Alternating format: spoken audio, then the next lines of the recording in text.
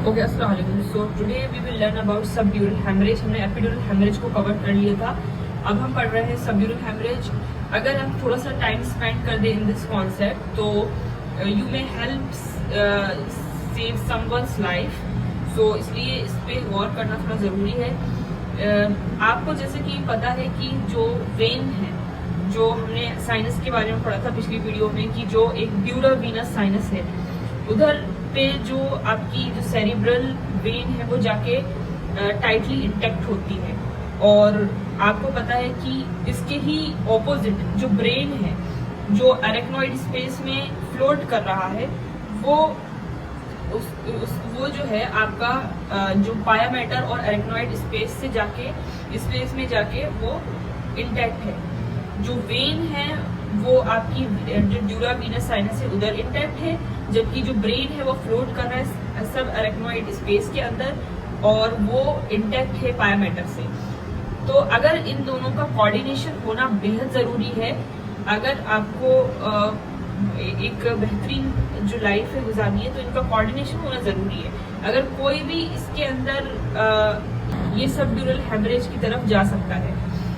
तो इसको समझने के लिए मैं बताऊं कि जो ड्यूरा मैटर जो होता है वो मोर जो है फेथफुली स्टिक होता है बोन से। हमें जैसे पता है कि ड्यूरा मैटर जो था वो बोन से जाके इंटैक्ट रहता है हमेशा, और जो पाया अरेक्नॉइड जो है मैटर उससे ब्रेन हमारा स्टिक रहता है। तो अगर इन दोनों की पोजीशन यानी कि ड्यूरा और ब्रेन के बीच में अगर कोई भी सडन शिफ्ट होता है तो जो ब्रिजिंग वेन्स हैं वो जाके रप्चर हो जाती हैं, और यानी कि जो ब्रिजिंग वेन्स को हम बोलते हैं मेजर सेरिब्रल वेन जो होती हैं, वो अगर सडनली जो है शिफ्ट हो जाते हैं, दोनों का कोऑर्डिनेशन खराब हो जाता है between the dura mater and the brain substance के अंदर, तो क्या होता है ब्रिजिंग वेन रप्चर हो जाती है। और व्हेन यू हैव सडन, और ये ऐसा क्यों होता है? जब भी किसी में डेसिलरेशन इंजरी होती है। अब ये डेसिलरेशन क्या होता है?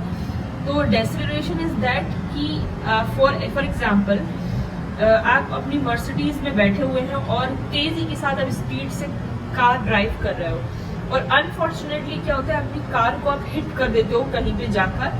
तो देखिए, जब हिट हो रही थी कार, उससे पहले before hitting the car, collision से पहले क्या था, आपकी जो कार है वो स्पीड में दौड़ रही है और आपका जो ब्रेन है जो आपके स्कल के अंदर रखा हुआ है वो भी सेम स्पीड से रन कर रहा है। तो जो ब्रिजिंग वेन्स हैं जो हमारे ड्यूरा वीनस साइनस में जा रही है वो टूट जाती है, वो रप्चर हो जाती है, जिसकी वजह से क्या होता है हमारा जो आपकी ये सबड्यूरल हेमरेज जो है वो पिक्चर फिर सामने आती है। So this fast moving brain abruptly hit on the skull, so brain will get contusion। जो ब्रेन में कंट्यूजन इंजरी होगी वो एक अलग टॉपिक है, लेकिन जो ब्रिजिंग वेन्स जो है वो जो रप्चर हुई है उससे जो इंजरी होती है। और जब याद रखें आप कि जब भी इंजरी होगी आपकी, ठीक है, तो ऐसा क्यों हुआ है? और ये जो है एल्डरली पर्सन में ज्यादा होता है। एल्डरली पर्सन में ज्यादा इसलिए होता है कि जैसे जैसे इंसान की एज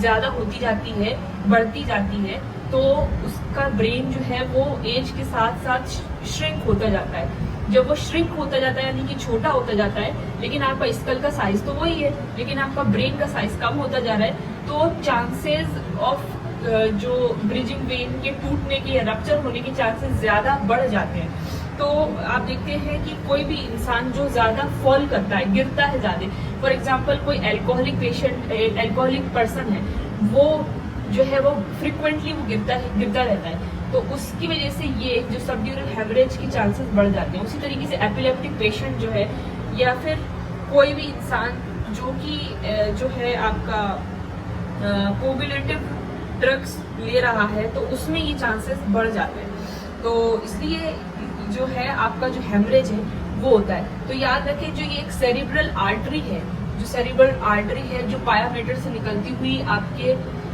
अरेक्नॉइड स्पेस में जाती, सब अरेक्नॉइड स्पेस में जाती है और जाती है आपके ड्यूरा मैटर में, and then dura venous sinus के अंदर जाके ड्रेन करना होता है। तो एक ब्रिज बनाती है फ्रॉम द पाया टू द आपका ड्यूरा मैटर।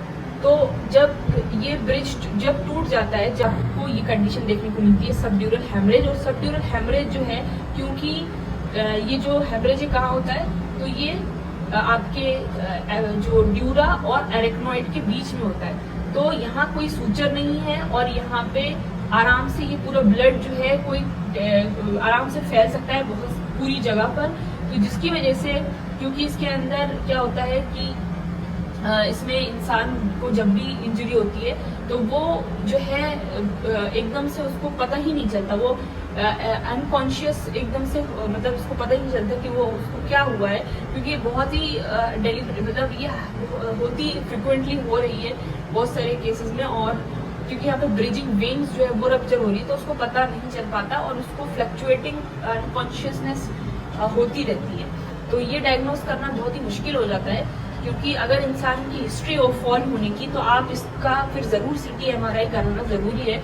अगर उसको फ्रिक्वेंटली ऐसा हो रहा है कि बार बार वो अनकॉन्शियस हो रहा है, तो आपको CT MRI करके ये कंफर्म करना होता है कि कहीं इसको सबड्यूरल हेमरेज यानी कि जो ब्रिजिंग वेन है या फिर सेरिब्रल वेन्स हैं उसके रप्चर होने की वजह से तो हेमरेज नहीं हो रहा। और इसका जब हम CT स्कैन के अंदर जब इसका देखेंगे तो CT स्कैन के अंदर आपको, क्योंकि इसमें क्या है कि यहाँ पे कोई अब टेंशन नहीं है, अनलाइक आपके सब जो एपिड्यूरल हेमरेज था उसके अंदर क्या था कि एक लोकलाइज वे में ब्लड कलेक्ट हो रहा था और एक बायकॉन्वेक्स शेप बना रहा था। लेकिन यहाँ पे क्या होता है कि यहाँ पे कोई लोकलाइजेशन नहीं हो रहा, ब्लड आसानी से फैल रहा है पूरा का पूरा आपके ड्यूरा और सब एरेक्नॉइड स्पेस के अंदर।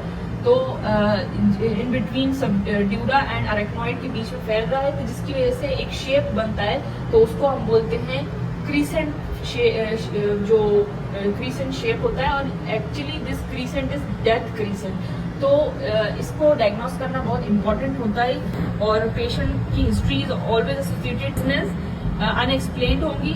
सो you have to rule out subdural haemorrhage. History हमेशा फॉलिंग की होगी या फिर इधर वो एंटीकोगुलेंट ड्रग पे बहुत सालों से रहा होगा।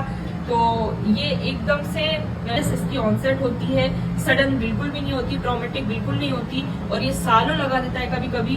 सो आप फटाफट इसका CT MRI जो है कराना चाहिए ताकि हमें पता चल सके कि ये सबड्यूरल हेमरेज है। So this is all about subdural haemorrhage.